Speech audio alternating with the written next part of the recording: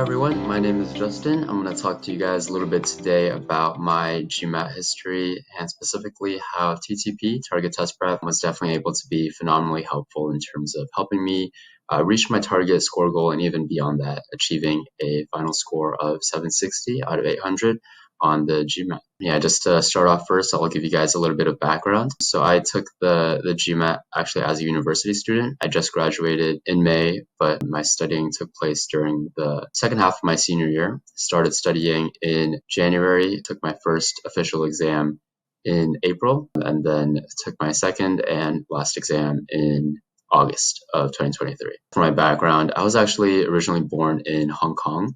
I spent some time between Hong Kong and Beijing before eventually moving to California in about 2012, 2013.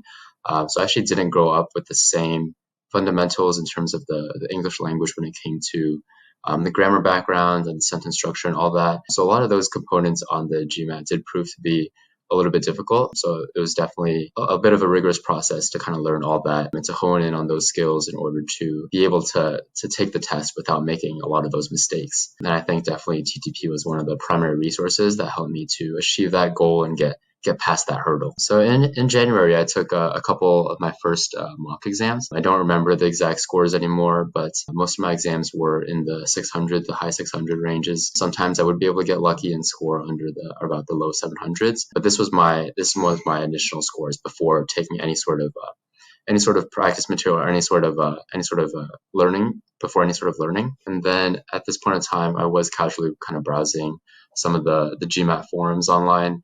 So you have, for example, GMAT Club. I was looking at a lot of the different resources that people were speaking of, and I saw that TTP was very highly rated. A lot of people recommended. Definitely, a lot of people who scored well have used TTP before. So definitely, it did draw my attention. And at the time, they were offering a free week before you get started.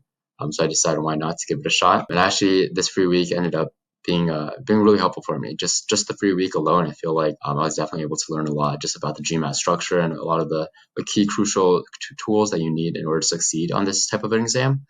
And I decided to sign up for a 3-month subscription. So basically studying throughout January, February, March, and a little bit of April as well. And yeah, definitely this was like the primary resource that I was using. Didn't really look into anything else. Aside from the OG, the official practice exams, which I would also definitely recommend, those are very helpful in terms of just assessing your current skill level, just kind of finding that benchmark and being able to take one of those exams every couple of weeks or every month or so was definitely also helpful in terms of assessing my own improvement, being able to kind of see whether TTP was right for me and whether this was actually working. And yeah, it definitely showed that it did. So I didn't take my first official practices until about a month or two in, but after just a little bit of studying TTP, I was already scoring within the low 700 ranges. And then about a week before my actual exam, I was able to score my highest score of a 770 on the practice. However, during the actual day of the exam in April, I only scored a 730, so I just barely missed my target of 740. So this target was set by myself, but also on TTP, you do have an option of selecting if you want to score a 740 plus, and then if you do elect to do that, then they'll give you a more rushed structure, and they want to make sure that you're at that level first, but then after that, they will give you a little bit of a more rushed learning process in order to help you reach that goal, which I found super helpful as well. But after those 3 months, I found that I just came barely short of my goal, right? So then I decided to do another month of studying, and this was throughout the summer actually. So then after the summer in August, I took my final and second exam. And on this one, I was able to achieve that 760 score. And this was definitely not an easy process. I think since I took it during the senior year of my undergrad, I definitely still had to balance classes and studying as well. So for example, during the first 3 months, I was taking courses during the day, but then in the evening, I would be studying for the exam. And then even during the last month, so during the summer after graduation, I wanted to take a break to travel a little bit. But then even during that time, I was still taking the time to study, to use TTP material and to study a little bit as well. TTP actually does have some offline material, so they have flashcards and some practice questions that you can do offline. And I definitely found that to be super helpful as well. So for example, when I was on layovers or when I was on the plane, I didn't have anything to do for a couple hours, I could just take out my phone and just be able to do those practices while waiting around. And just being able to do that from time to time definitely kept my mind sharp and be able to keep me on track to achieving the goal that I wanted. Before all this studying, I actually hadn't really had done anything similar to the GMAT for a while. I think the most similar thing I would probably think of would probably be the SAT, which was back during high school a couple years ago. So a lot of that material was already fading from my head, a lot of those crucial math, quant, and English skills.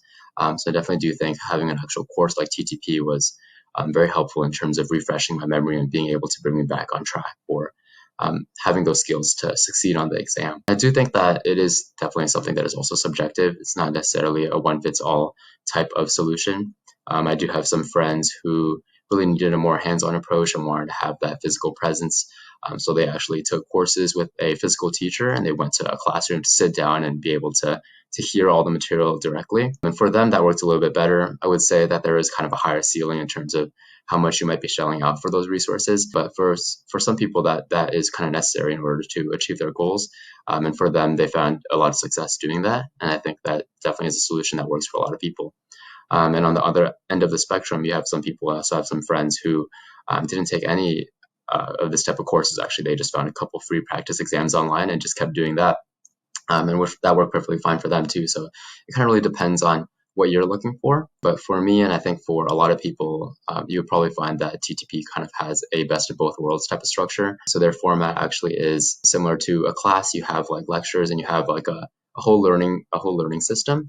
But then in between that, like sprinkled in between each lecture or each subsection of each concept, you still have practice questions. So I found that to be really helpful. As you are learning material, you are also practicing directly and you are trying to see like whether you are absorbing this material. So that was definitely very helpful that they incorporated that into their structure as well. And yeah, I definitely do think that this type of structure could be helpful for anyone. So if you are someone who's looking for both the type of hands-on teaching as well as the practice questions, it could be a great resource for you. And I think one other thing that really differentiated TTP from some of the other programs out there was just the sheer number of practice questions that you had access to. So I think even after 3 to 4 months of my studying, I still had tons of questions that I had left unanswered, which was definitely a pro, because for standardized tests like this, like the GMAT, a lot of it is just about how many reps you're able to do, right? So being able to have a ton of questions, a ton of practice questions, and being able to do those pretty consistently is definitely very important to anyone's success on this type of standardized test. And yeah, definitely if you are studying for the GMAT or if you are using TTP, I would definitely recommend just to do as many practice questions as you can to sort of learn and absorb this material.